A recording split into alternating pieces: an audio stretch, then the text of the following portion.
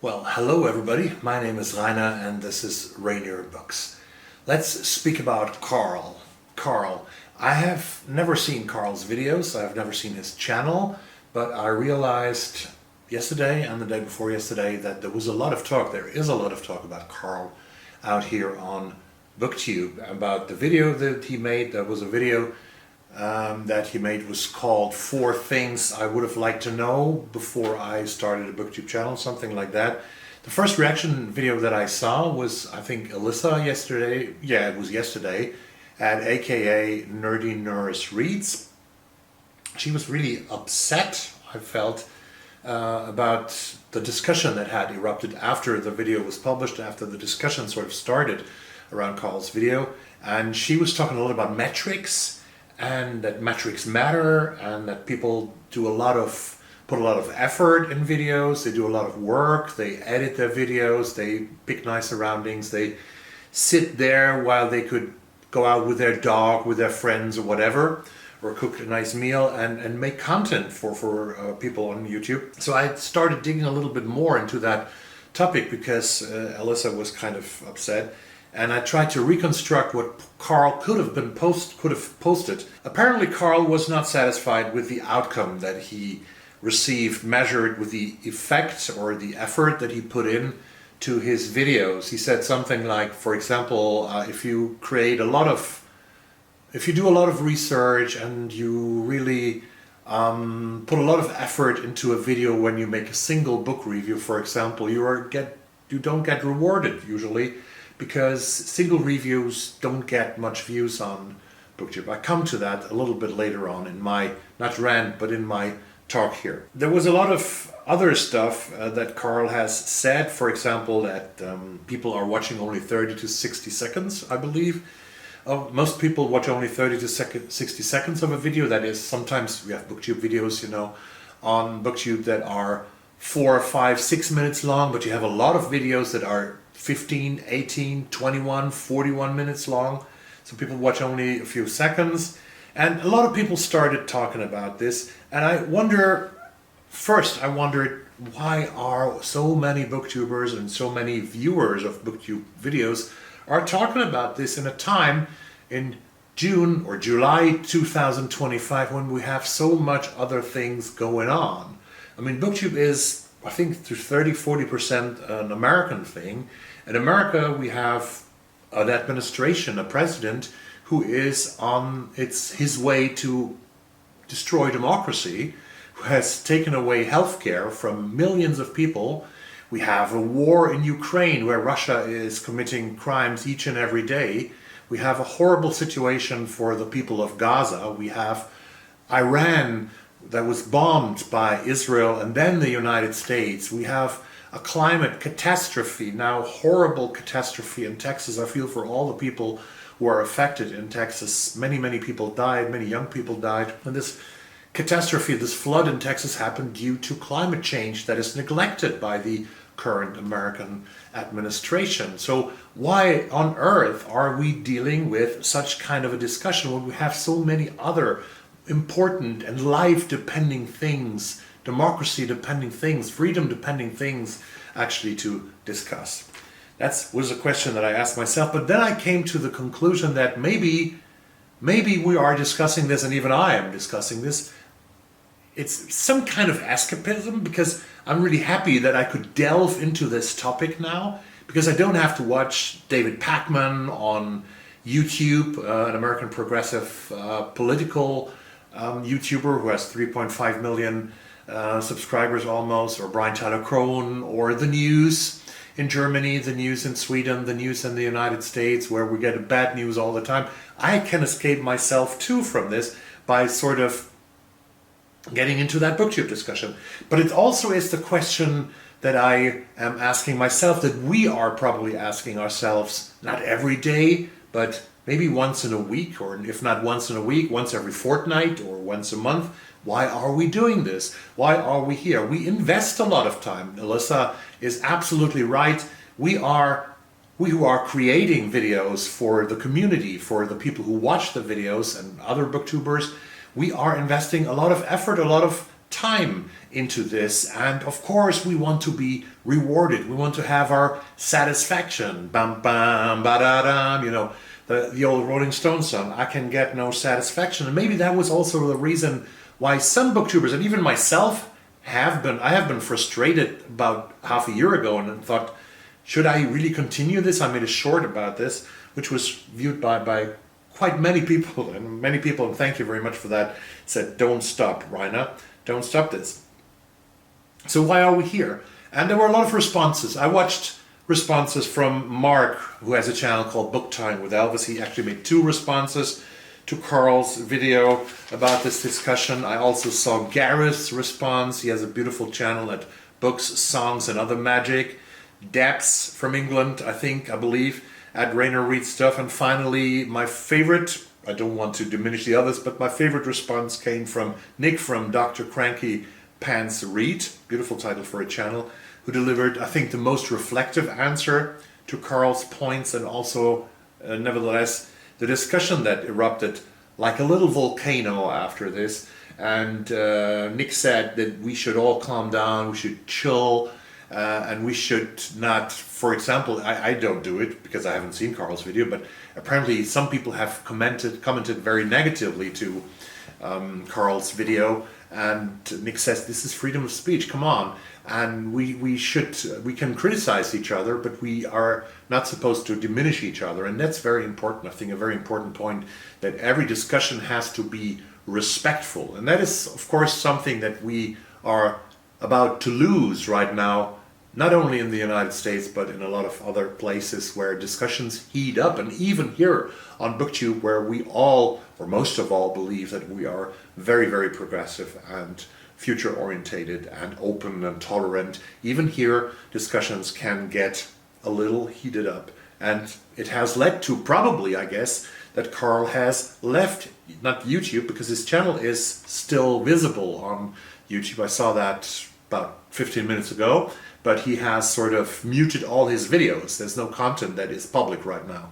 So maybe his videos come again. I think actually, Carl, if you would see this video, I thought actually, if you would come back now or tomorrow or the day after tomorrow, you will probably get a lot of new subscribers, because you are really sort of the talk of town right now, which is actually the talk of the world on this little segment of the world. So Carl had obviously several points that he made. Single reviews get overlooked. YouTube algorithm favors clickbait content, and people don't watch more than 30 seconds.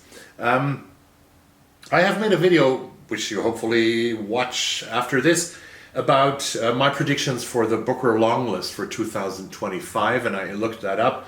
There's an average view time on that video currently of 4 minutes and 15 seconds, which is about 50%. And 50%, if somebody watches 50% of your video, half of your video, this is considered as really good on YouTube. So I'm satisfied. I got my satisfaction here. Whereas 60 to 70% watching time is really excellent. 30 seconds, of course, it happens. It happens all the time because people are clicking. They are, I think many people watch nowadays on their mobile phones. They are somewhere out and about. They are running errands, and they want to, and some of the attention spans are really, really short out there. So that's what I learned when I did YouTube videos now. Avoid long intros. If you have an intro that you use all the time for 45 seconds or something like that, skip it. Do another intro. I skipped my intro actually because intros are, you need to have something good in the beginning of the 10, 15, 20 seconds that you have before somebody, one of your viewers, clicks on to the next video, if it's not an avid viewer of your channel, and you have those avid viewers all the time, and I appreciate all my avid viewers. Use chapters also in your videos to sort of have, if you have like 10 books in a video, if you present 10 books, then use chapters for those books so that people can click to the next, because some people don't have the patience anymore. Especially a lot of young people. I don't want to bash young people here, but a lot of young people watch a lot of TikTok. And TikTok, you have an attention span of 8 seconds, 10 seconds, and then you go on to the next one. So back to a little more about the single reviews, because I actually made a video some months ago, where I counted, because I have made on my channel 116 or 117 single reviews, and they're doing not so good. That can I say? In the last couple of weeks, I was really almost a little bit depressed. Sorry, about the single reviews that I made. But then again, it depends much on the book that you're doing. I did a very when I was in Portugal, I did a book called. I read the book and did a review about it. Then later on, by the Portuguese author Dulce Maria Cardoso. She's translated into English, not a very big publisher. The book is called Eliette, A Normal Life. And this book has been, this review has been seen by 28 people until now. And it would really deserve more readers. So if you're watching this, watch the review of Dulce Maria Cardoso, because this is a really good book. But it depends on the content that you deliver, but also on the book that you choose to review. And this book is not popular. It doesn't get any PR campaign from the American or English publisher, so it just stays there. And 28 people is not much, of course not. I did a review, and this is the opposite. This is sort of proves the opposite, for me at least. It's a very good number.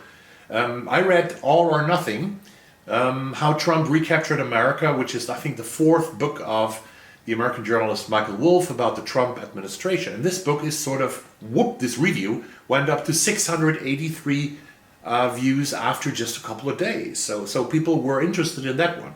And 683 is maybe a bad number for the bigger YouTubers or booktubers, but for me it's a really good number, and I'm really satisfied with that. Until now I'm satisfied in my current situation.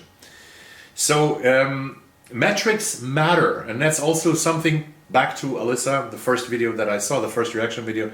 You're absolutely right, she's absolutely right. Metrics matter. If Dulce Maria Cardoso gets 28 and Michael Wolff gets 683, that's a huge difference. But still, I believe in Cardoso's book as well as in Wolff's book, and maybe even Cardoso's book is better, but that's a different story. But I think what Alyssa said, that metrics matter, she pointed it out very hardly, very convinced about metrics matter, is that was a little bit of contrary point to some reaction videos to Carl's video that I saw, where people say, it doesn't matter, metrics doesn't matter, it's a community, everybody's friend with each other here, and that's the reason why we're here. So I think we invest a lot of time, and we also want to have not only the satisfaction of the friends that we might have gathered, but also the metrics that we really get views and get more interactions with new people all the time. That's at least what I want and what I'm achieving. Why am I still here? Because I have 1,886 subscribers as of now, which is really good.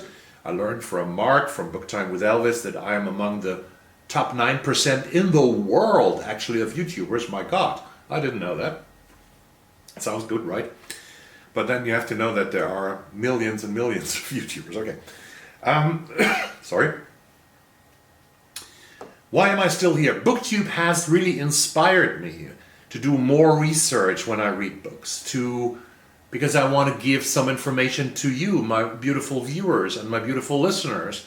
And that's why I do more research than I did before when I was just reading for myself, because I want to give more information. And this research not only gives you more information about the books, but also enhances my knowledge and enlarges my knowledge. Can you say that? I don't know.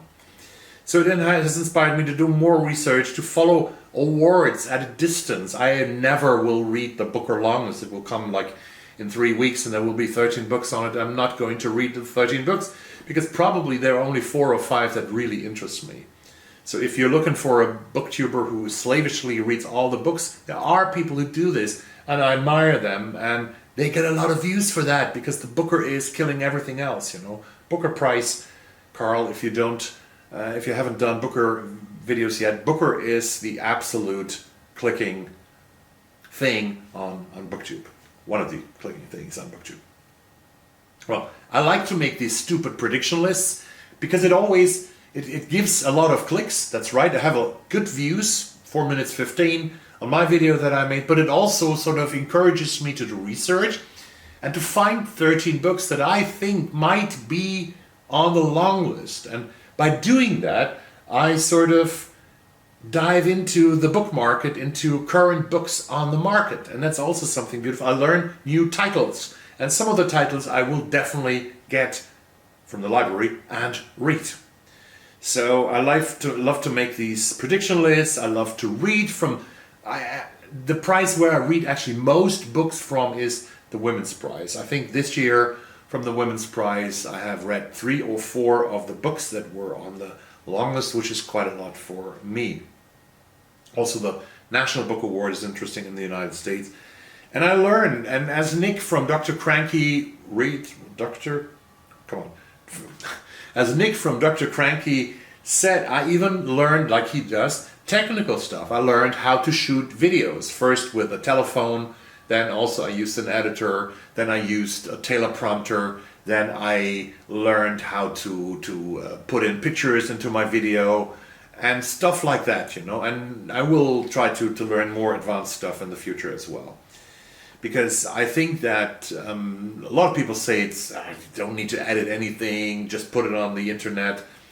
But I think I have at least, and it's very much okay, but I have a little more ambition to learn more about filming and editing and stuff like that, and to present maybe even a better video. But as David Pakman has said, from the David Pakman Show, political YouTuber, progressive, 3.5 million subscribers, he said recently, a lot of people ask me what camera should I buy, what microphone should I buy, what editing program I should buy, what lights I should have. And he said, I have never thought about this in the first 5-6 years when I did this. I just put up content, and that's the only thing that counts. If you have good content, then people will follow your videos. And there are some booktubers out there, and I highly respect them, who don't do much editing, who don't have the fanciest cameras. I don't have the fanciest camera either, but who really gain the interest, and deservingly so, from a lot of people, because they do good content. But I learned clipping and filming and stuff like that. So get to the next page, Rainer. I also, no, I'm here. I will edit. I will edit this. It's a nice to have. It's not the most important thing, the technical stuff, but it's a nice to have, I think. I feel that I have not really become, and that's sort of a confession that I have to make here, I think that I don't really have become part of a community. I dreamed about that when I got to YouTube, and I got a lot of responses in the beginning to my videos and to my channel. I was sort of commenting on others' videos and they were commenting on my videos, but sometimes nowadays it feels like, you know, I'm on a schoolyard and all the kids, the popular kids, are playing with each other right in the middle of the schoolyard, and they sort of don't get me. I'm standing outside, and maybe I'll make a big mistake, maybe I'll make a huge mistake. I don't interact enough, I don't take part in readathons that much, although I learned about the Irish readathon, I want to do that next year.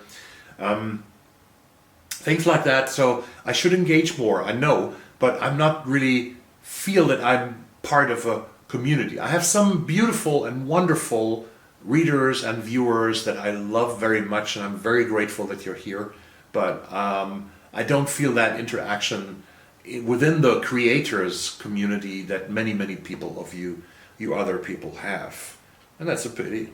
It's a little bit sad. I'm not talking to authors, which I wanted. That was one of my dreams when I started Booktube, to get 1,000 or 2,000 subscribers. Not at the 2,000 yet, past the 1,000 long ago. I'm very grateful for that.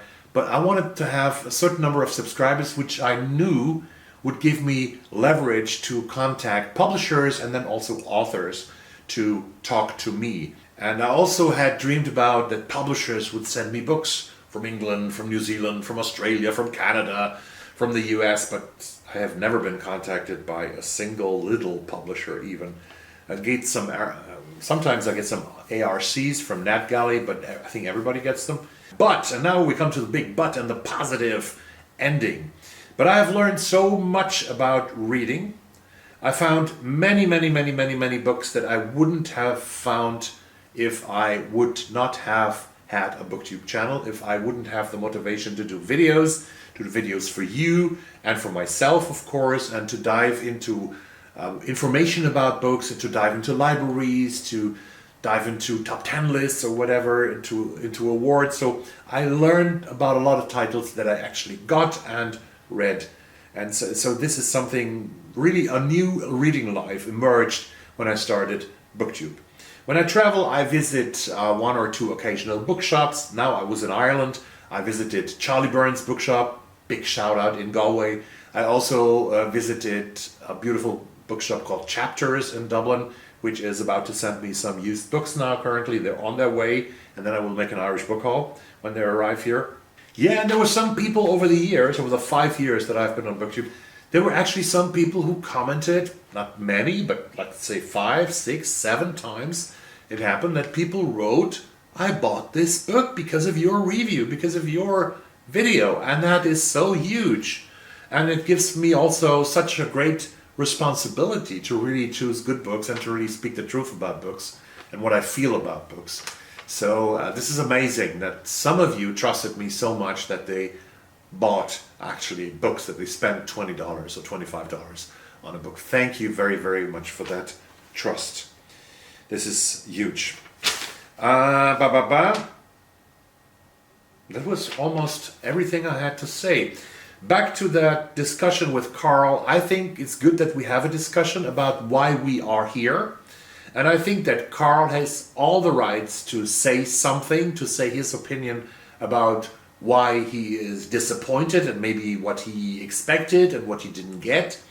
And that people watch 30 seconds or that single reviews don't count. And that of course leads to a frustration that shows a vulnerability of. And this is very nice that somebody opens himself up to say that, has the courage to say that, because a lot of people, I think, tend to be very, very positive in these kind of videos, and everything is beautiful, and we all are friends, and we have a huge community, and everybody loves each other, and this is so huge, this is so great. But of course there are things that we are from time to time, not every day, otherwise we wouldn't do this any longer. But there are things that we are not so satisfied with, and why aren't we supposed to say that? You know, in America, in Ireland, in the UK, people tend to say as a greeting phrase, they say very often, "How do you do? How are you feeling? How are you today? How are you today?" And no one expects, "I don't feel well today," as an answer. But maybe we should say that sometimes, and maybe we should say things if we're not satisfied. And Carl was in his full right to say so, even if I haven't seen his video. And I hope that he comes back, and I hope that you come back to my channel. And I'm interested in your opinion about Booktube, why you are here, or why you watch, or whatever. Thank you very much today, and see you soon. Bye-bye.